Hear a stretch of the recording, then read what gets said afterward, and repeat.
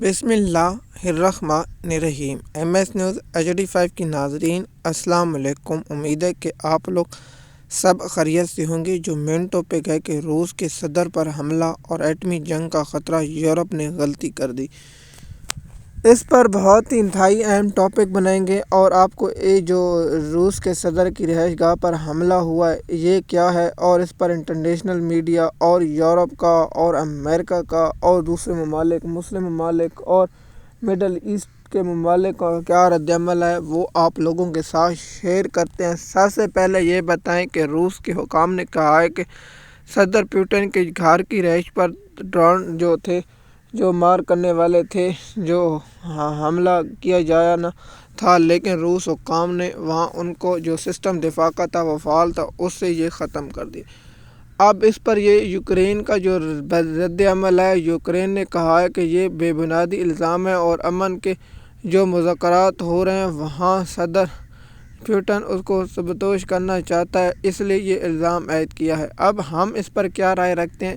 ہماری رائے اور international media کی رائے برابر ہے کہ کوئی ایسی ویڈیو، کوئی ڈرون تباہ کیے جانے کے ثبوت تو ہونے چاہیے جو میڈیا اور انٹرنیشنل جاری کیے جانے تھے، کیونکہ آپ کو معلوم ہوگا کہ یہ جنگ کی حکمت عملی ہوتی ہے کہ جب کوئی مذاکرات یا ایسی نیچی ہوں، ایسا معاملات کر کے اس ملک سے زیادہ پریشر بڑھا کر اس سے زیادہ چیزیں منوائی جائیں تو یہ وہ بھی چال ہو سکتی ہے۔ تو اس لیے روس کا جو صدر کی رہائش گاہ پر حملہ ہے یا اس کے بارے میں کوئی افواہ یا روس کی حکام کا کہنا ہے اور یوکرین کا جو اس پر ہے، تو اس بارے میں جو یورپ کا رد عمل آنا تھا، لیکن میں حیران ہوں یورپ کا اس پر کوئی خاص رد عمل نہیں ہے، کیونکہ یورپ نے کہا ہے کہ روس ہمارے لیے خطرہ ہے اور خطرہ قرار دے چکا ہے۔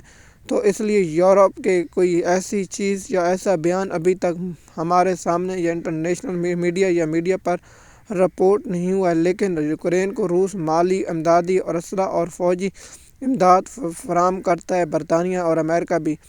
تو اس پر امریکہ کا بھی کوئی خاص رد عمل اس پر نہیں آیا، تو دوسرے ممالک کا وہ خاص رد عمل نہیں ہے، نہ اس پر پاکستان کا بھی کوئی خاص رد عمل ہے کہ روس کے جو صدر کے رہائش پر حملہ ہے کیا یہ ہے۔ تو ترکی بھی اس پر کوئی خاص بیان جاری نہیں کیا۔ تو دیکھتے ہم نے تحقیقات 2-3-4 دن کی کہ کوئی ایسی فوٹو یا ایسی تصویریں یا کوئی ایسا مواد مل جائے جس کی بنیاد پر ہم روس کے حکام کا دعویٰ کو صحیح سمجھیں، لیکن جو ہماری ذاتی رائے ہے کہ یہ ایک جنگی حکمت عملی ہے، تو روس نے اس پر وہ کیا ہے۔ تو کیا روس اور یوکرین کی جنگ کب تک جاری ہے؟ میں نے ایک رپورٹ پڑھی تھی جب اس کے بارے میں آپ لوگوں کو ویلاگ بھی یاد کیا تھا، 2024 یا 2024 میں کہا ہے کہ یہ جنگ 2026 تک جائے گی، اور اس میں سب سے زیادہ خطرہ ہے کہ یورپ کے ممالک، جرمنی یا اس کے اور علاقوں تک بھی پھیل سکتی جنگ ہے۔ تو دیکھتے ہیں کہ اب 2026